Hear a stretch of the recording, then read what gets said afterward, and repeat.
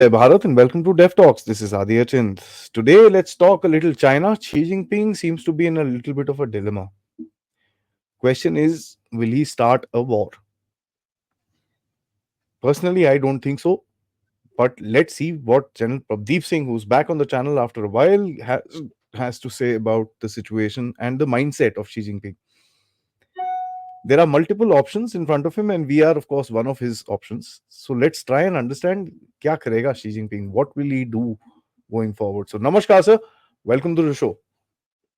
Namaskar, and thank you very much to have me back again. And we're talking China. Yes, a very important and very interesting topic. And uh, I think most of us who follow geopolitics keep wondering as to what is Xi Jinping up to, and which is going to be the next trouble spot. We've seen what's happening in Ukraine. We've seen what's happening in Israel and Gaza, and we keep wondering as to what is the next place that a location or geographical location where uh, another trouble would kind of erupt. And what are the options with China? And why would he do it? At the moment, when you look at it, we've seen Xi Jinping is kind of frustrated. That's the word my friend Aadi used, and which is true. He is definitely frustrated. We've seen all the purges which have taken place.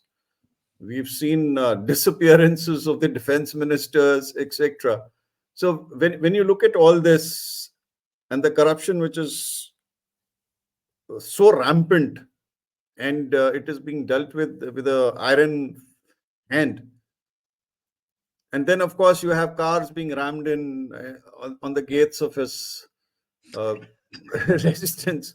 So you find that there is a frustration with the the premier Xi Jinping. We've also seen the frustration with the locals, which is taking place. I mean, when you start dealing with an iron fist or an iron hand and start making people disappear, there's got to be discontent in the entire party, and that is precisely what is happening. So when you look at what happened in the the recent National Congress meet which took place, and of course the planned plenum which was supposed to have taken place has not taken.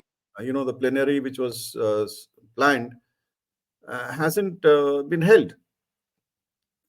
So when you see all this, we keep wondering what is China up to. We look at the That's a economic big thing, we, yes, sir. we look at the economic situation and we see the defense spending is up. It's at 7.2%, where the GDP is down to about 5%. And in the past 11 years, since Xi Jinping has been in power, the military spending has doubled. Now, when you look at all this, where are they heading? Of course, they're looking at being completely modernized by 2035. And that's their goal. And of course, to be a superpower, the leading superpower by 2050. So if you're looking at this, I would just want to argue the basic premise and the basic premise at which China is at the most at the moment kind of struggling is energy. And we all understand it. It's nothing new. And I'm just saying, when it comes to energy, so you've got the choke points in the Indian Ocean region. So you've got India, which is kind of, confident of choking the three choke points: Malacca Strait, Sunda, etc. Now, when it comes to the Arctic route is not yet open, and maybe somehow whenever it opens. So what does he have? He has alternatives. He's created alternatives for the energy. You have the CPEC passing through Gwadar, starting from Gwadar, going all the way up through Pakistan, then Pakistan occupied Kashmir, and then through, of course, the area which of Aksai Chin, which is traditionally and rightfully ours. So when you look at all this, so you have CPEC, then you have the Myanmar, you have the CMEC, China Myanmar Economic Corridor, and you have that pipeline and the rail route and road route which is there, right? From currently the pipeline which is existing all the way from Chakfu going up to Kunming. So that's another one.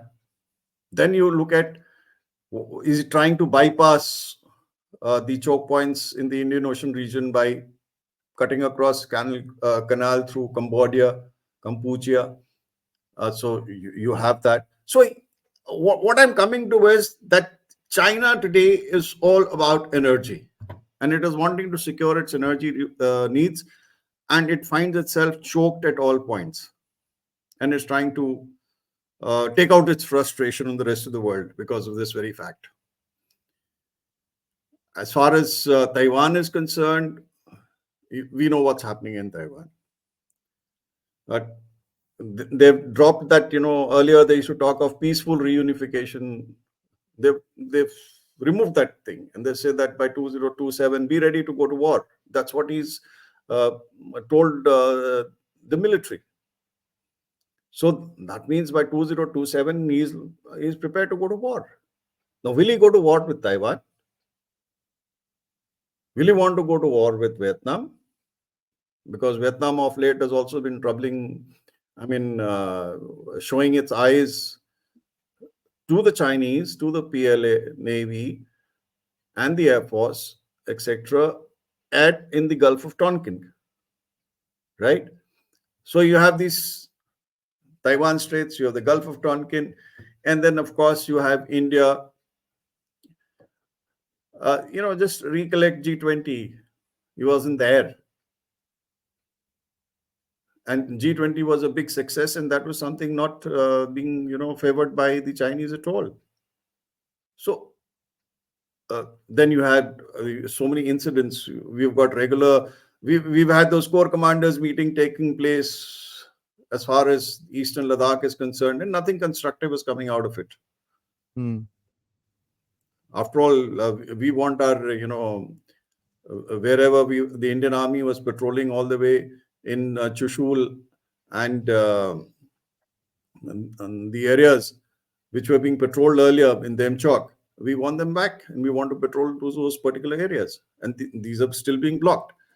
So once these are still being blocked, and these 21 rounds which have taken place have yielded no results, I'm sure there are clear-cut directions from the top man right down to the corps commander who comes for the meetings that not to agree to any of these Indian requests. Why is India a probable area of conflict in the coming future? And that is what is a moot point. We've had this recent article which came about in the, Rusi. Rusi. But that was Yes, geographically incorrect. I mean, whatever. But the fact is that the world is thinking, and it is also I, analyzing. It's also talking about. I know it was a very, I don't but know how they let it print there, sir. That was just yeah, a but little astonishing to me. yeah, because these are pressure points. When you release an article like this is like putting pressure on India. But what I was coming to is at least the world is thinking in those terms. There are people, Mm. geopolitical analysts, who are looking at what is Xi Jinping going to do.